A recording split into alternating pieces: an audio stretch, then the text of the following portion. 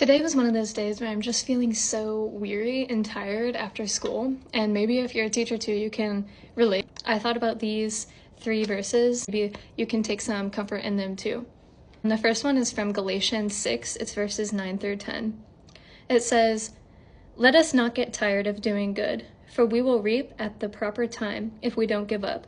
Therefore, as we have opportunity, let us work for the good of all, especially for those who belong to the household of faith."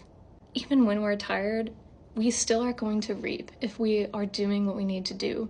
It's especially hard right now with the students because the end is almost in sight, but also there's still a lot of things that we need to do. So it's hard to see the outcome right now, especially on a Monday when the kids are just kind of crazy and I'm like questioning if I'm doing a good job. But if I am doing good and working towards good, then I will reap and the students will reap at the proper time if we just continue doing good and don't give up.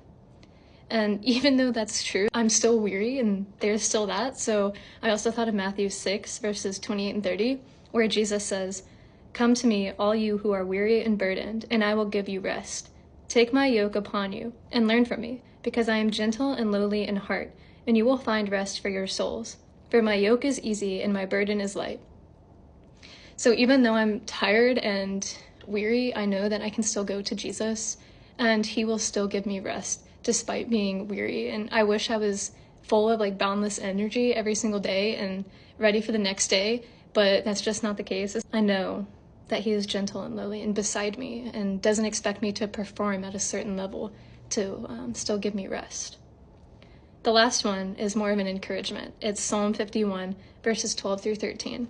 It says, "Restore the joy of your salvation to me, and sustain me by giving me a willing spirit. Then I will teach the rebellious your ways, and sinners will return to you."